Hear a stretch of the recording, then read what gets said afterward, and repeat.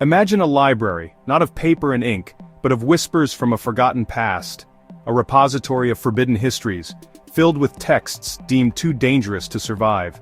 These are accounts that challenge the bedrock of our beliefs about our origins and the universe.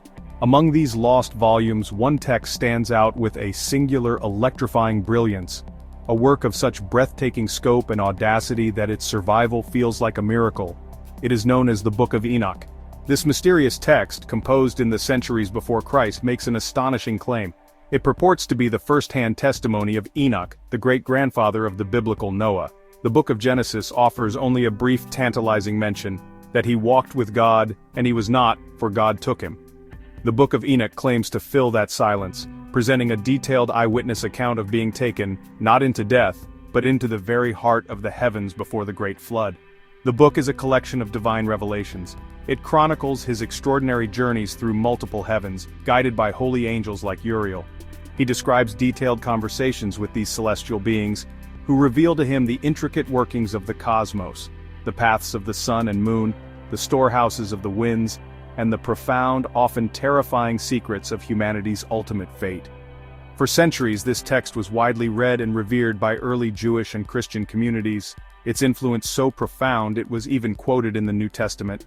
But as theological doctrines became more rigid, the Book of Enoch became a problem. Its challenging account of evil and detailed angelology were deemed too controversial, leading it to be systematically sidelined. Its suppression was nearly total. For over 1,000 years it was believed lost, until its rediscovery in Ethiopia, where the Orthodox Tewahedo Church had preserved it as sacred scripture. And what does this preserved text describe? A cosmic drama that predates the flood. A story of celestial beings, the Watchers, who abandoned heaven in rebellion. They taught humanity forbidden knowledge, the arts of war and sorcery, and from their unholy union with mortal women, a monstrous offspring was born. The Nephilim, a race of violent giants. This is more than a curiosity. It offers a radically different explanation for evil, suggesting sin was introduced from a celestial source, reframing our spiritual traditions. It acts as a missing piece of a theological puzzle, a story haunting the margins of accepted scripture.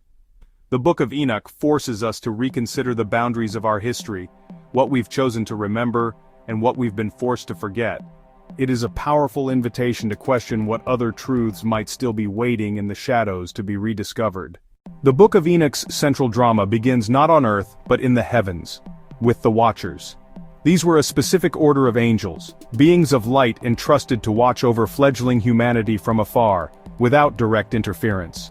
Their home was a place of divine order, a stark contrast to the world they would soon corrupt. From their vantage point, they witnessed the dawn of civilization, but their observation turned to obsession. They grew fixated on the daughters of men, their divine nature eroded by mortal desire, a violation of the fundamental law separating the celestial from the terrestrial. Fearing he would be the sole bearer of blame for this great sin, their leader, Samyaza, proposed a terrible covenant. On the summit of Mount Hermon, 200 of these Watchers bound themselves by mutual curses, swearing an unbreakable oath to descend together and fulfill their desires. Their descent was a cataclysmic event, a tear in the fabric of creation. They abandoned their heavenly posts and walked among mortals, no longer as protectors but as corruptors, an act of cosmic trespass that would irrevocably poison the human bloodline. But their sin was not limited to lust. To win the favor of their mortal partners, they began to unveil the secrets of heaven. This was knowledge humanity was not ready for. The Watcher Azazel, for instance, taught men the art of war, how to forge swords and shields. He also introduced vanity, teaching women the use of cosmetics and precious stones. Others revealed the secrets of sorcery, the cutting of roots for magical purposes, and the courses of the stars. This wasn't wisdom, it was a weapon that bypassed moral development. From these unholy unions sprang a monstrous progeny, the Nephilim. These were not merely large men, they were giants in the truest sense, towering figures possessing supernatural strength and a voracious, unnatural hunger that mirrored the corrupted desires of their fathers.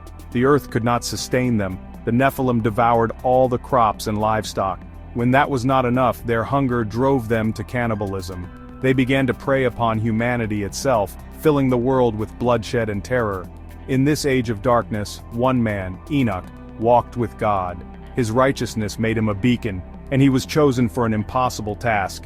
He was to ascend to the heavens to plead for humanity, but also to confront the Watchers directly, delivering the unalterable verdict of their eternal damnation. They were to be bound and cast into darkness.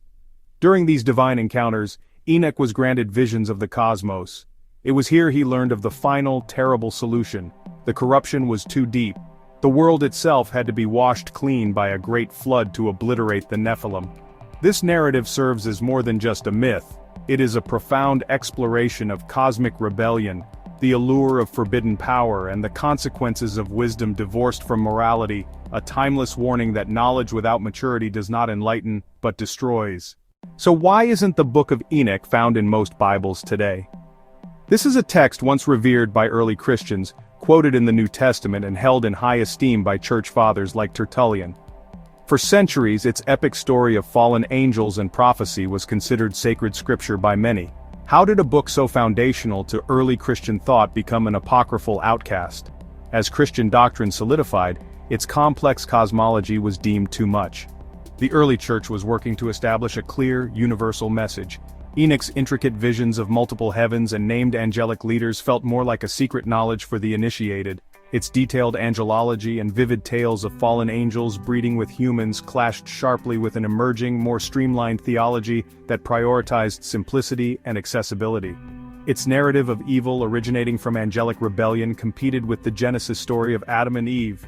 In Genesis, sin is a human failing. In Enoch, it's an invasion from the heavens, shifting the source of corruption from human choice to celestial interference.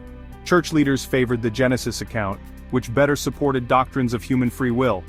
They viewed Enoch's cosmic battles and giants as too fantastical and mythological for inclusion. Persistent questions about its authorship and origins also cast doubt.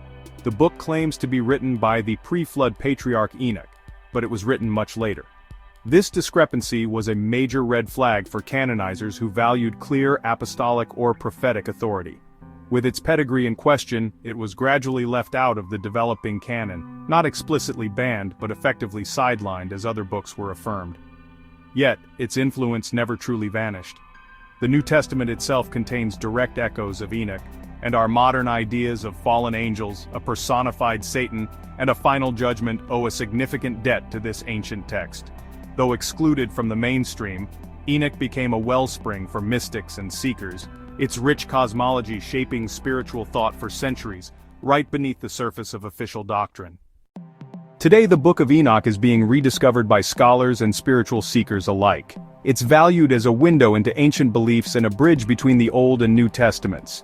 For many, Enoch's journey walking with God and learning cosmic secrets symbolizes the quest for hidden knowledge.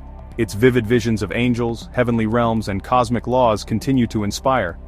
The book's enduring appeal lies in its invitation to seek meaning beyond the ordinary, to question, and to explore the mysteries of existence.